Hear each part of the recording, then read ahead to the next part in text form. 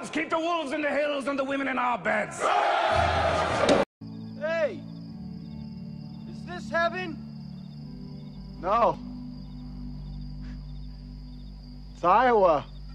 Well, hello, Sexy Monkeys. Welcome back to Sky Genie Experience. I'm Ben. We're going to talk about 1883, Episode 8. 8 out of 10, so we are getting very close from the end. But this episode really talks about the friction and the leadership changes between James Dunn and Shay. Because they're to the point now where Shay wants to go to Denver, stay there for the winter, then go to Oregon. James Dunn's like, fuck you, I'm going where I want to go. He's going to Montana. And all the, the Europes, they're like, we don't know what to do. But they definitely do not want to go to Denver for the winter. They want to go to the West Coast. So a lot of the immigrants follow James Dunn. Some stay behind. And Shay and Thomas, Shay expects Thomas to go wherever Shay goes. And Shay's like, hey, you ready to come? And Thomas, for the first time in 20 years, was like, you know what? I'm actually going to follow through on my integrity and follow these people to Oregon because that's what I said I was going to do. So for the first time, Thomas is like, look, I never asked for anything, but I want you to stay. If not, Thomas is going a different direction. So Shay is finding out that he is by himself. He is the only one that really wants to go to Denver. So he tells James Dunn, all right, if I'm going to stay with you, you're the leader. They want you as a leader. It's very obvious that Shay is not the leader no more. So Shay decides he sticks around and he follows James Dunn to where they go. This episode starts out from, because the episode before they had a tornado that came through and just destroyed a bunch of their wagons in the convoy. So the episode starts out with them like rebuilding what was broken. And they stay at the location for 3 days. It's the longest they've ever stayed put in one location since they left Fort Worth, Texas. So that's starting to, the longer you stay, the more chances you're going to hit the winter, which makes it harder to get to Oregon.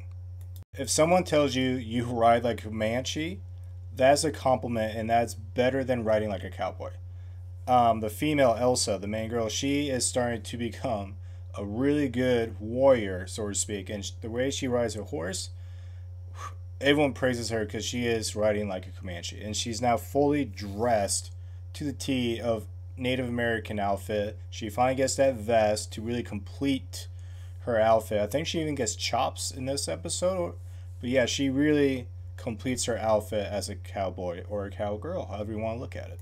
You also see, well, sadly, is the last really territory that the natives really ran before the whites and the government got there, which is the Great Plains Southwest Territory. So you get the last glimpse of the Native American life the way it was before white people just came in there and did the stupid shit they did. Speaking of that, they get to this Native American village and they're trading with the natives, and one of the natives talks about their point of view about the whites coming in and taking land like wolves, and I don't disagree with them at all. The way we white people came in and took the land was just, I can't put in words. It's that terrible. Like I said in the beginning of the episode, they're building what was broken. So now they're only down to 8 wagons out of, I believe, 30 wagons from the start. So 8 wagons, which means people now have to walk. The Germans, the Europes, they definitely don't know how to ride horses. So they are all learning to ride horses for the first time. And there's a disagreement about should they learn to ride the horse the first time here? And Shay thinks not. James Dunn's like, this is the perfect spot to do it. So this episode is them learning how to ride horses. You get a few comedy moments out of it, which is actually nice. You don't get much comedy throughout this whole series at all.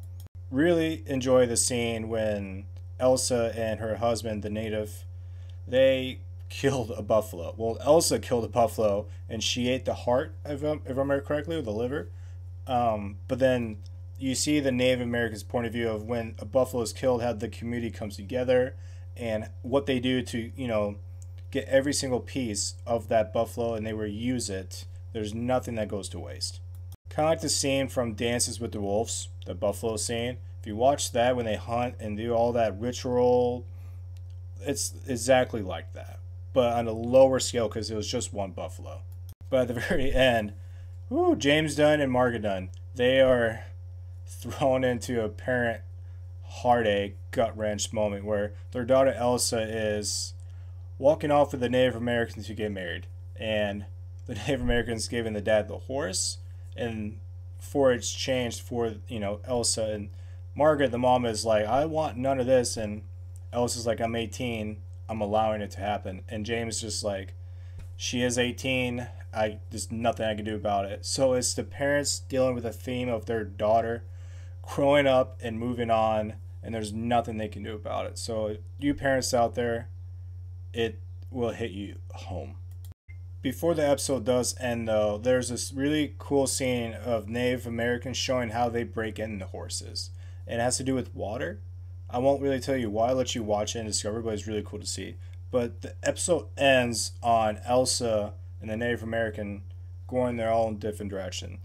I said they were married, yes, so Elsa decides she's going to follow her family to Oregon or wherever they decide to go, which in the Dunn case is Montana, is north, Wyoming area.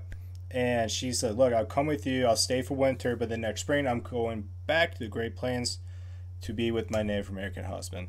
And that's how the episode ends. And it's really cool. This episode was really a great Native American point of view. So I really enjoyed this episode. And I'm moving on to episode 9, ladies and gents. So I will see you guys there. Have a good day.